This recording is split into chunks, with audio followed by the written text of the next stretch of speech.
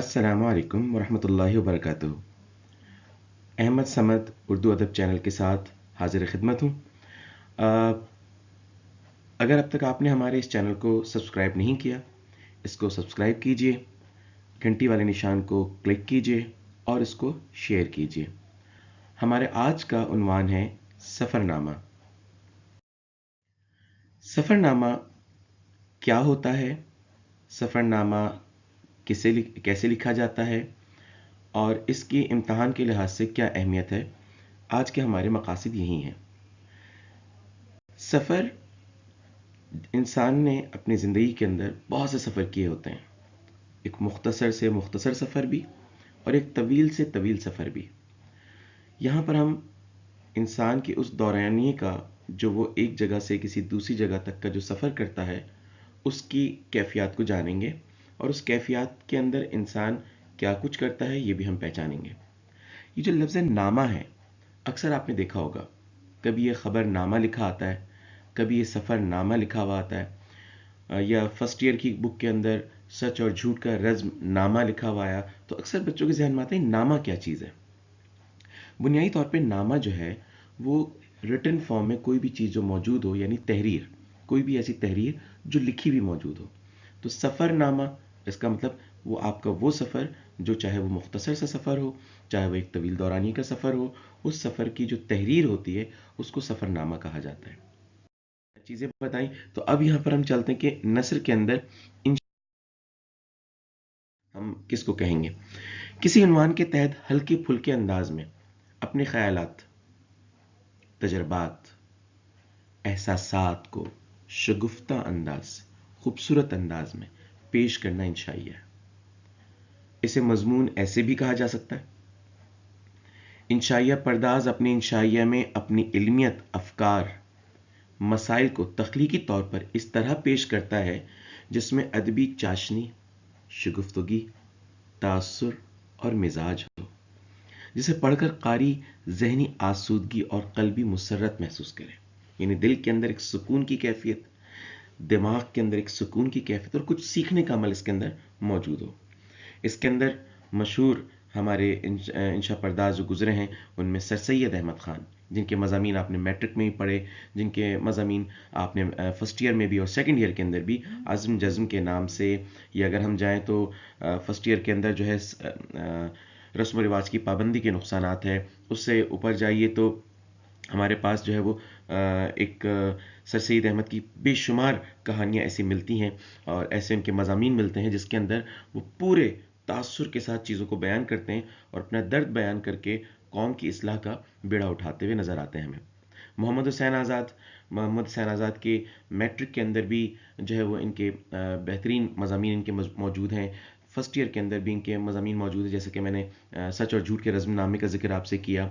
इससे पहले अगर हम मैट्रिक के अंदर जाएं तो मैट्रिक के अंदर मोहम्मद हुसैन आज़ाद का रिश्ता नाता के उन्वान से इस साल जो मैट्रिक की किताब आई उसके अंदर बहुत ज़बरदस्त। उससे पहले जाएं तो हमें जो है वो सोमनाथ की फ़तह के नाम से जो मैट्रिक की किताब थी गुज़िश्ता साल तक, उसके अंदर मजमून बहुत बेहतरीन, यानी मोहम्मद हुसैन आज़ाद को तो उर्दू का बेहतरीन इंशा पर्दाज कहा जाता है और इनकी इंशा पर्दाजी की नज़ीर जो है वो पूरी उर्दू अदब के अंदर उस तरह से हमें नहीं मिलती जितनी खूबसूरती के साथ जो है वो अपने मज़ामीन को ही पेश करते हैं।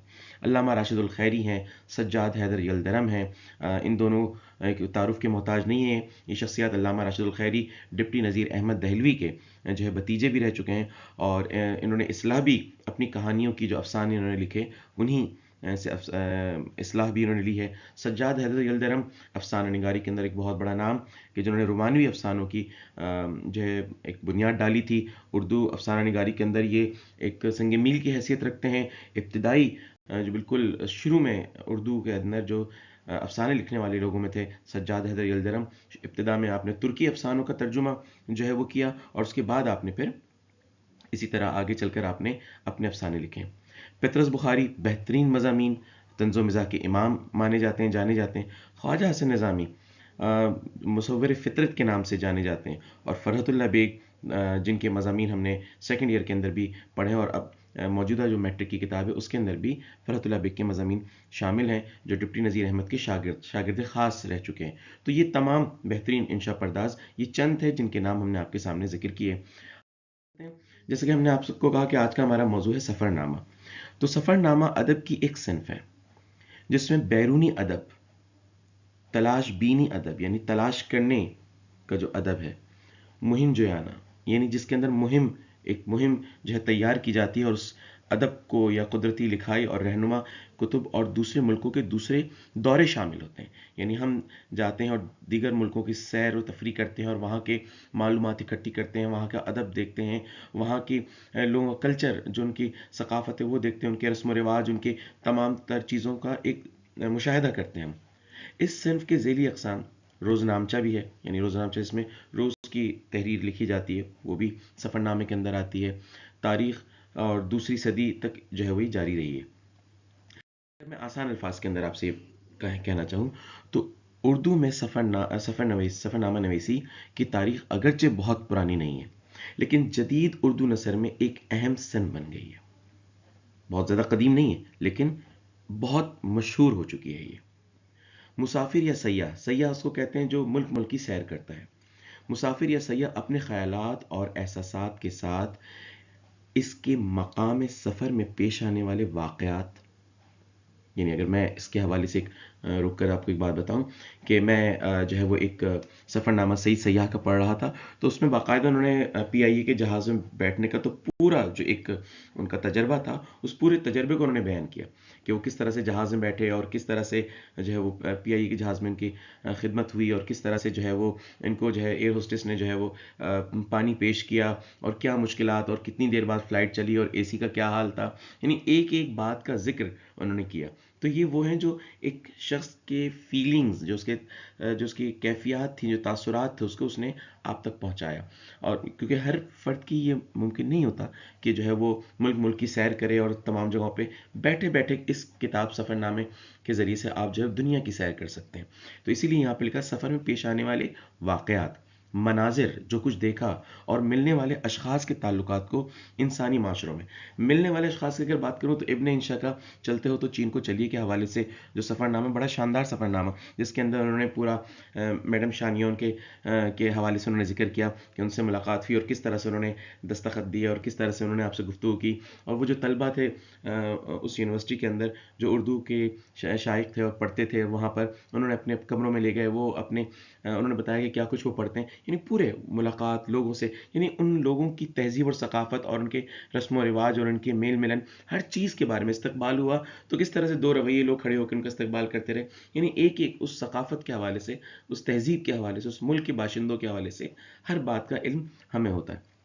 تو ملنے والے اشخاص کے تعلقات کو انسانی معاشروں، تہذیبوں اور رشتوں کے تقابلی مطالعے کی صورت میں ادبی اور فنکارانہ طریقے سے پیش کرتا ہے.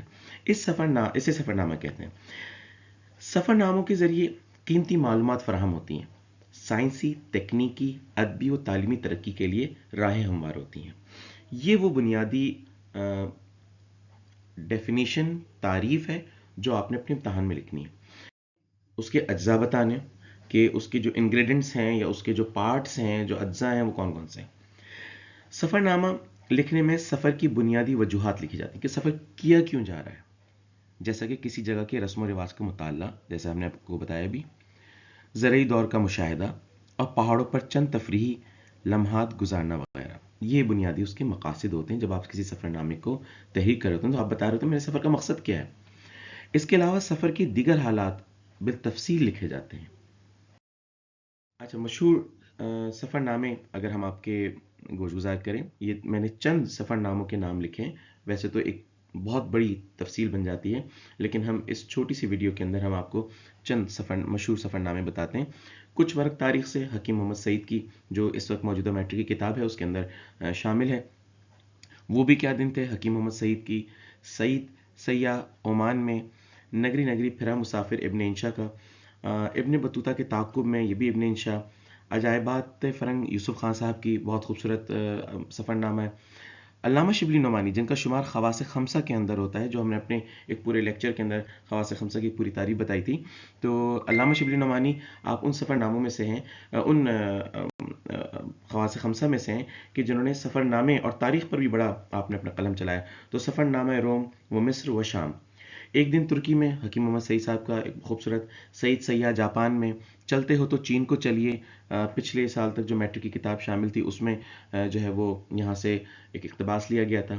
آوارہ گرد کی ڈائری موجودہ فرسٹ ایئر کے اندر جو سبق ہے ابن انشا کا، ماضی کے محرابوں میں، ابن انشا کا اسی افسانے سے، اسی سفر نامے سے، آوارہ گرد کی ڈائری سے لیا گیا ہے۔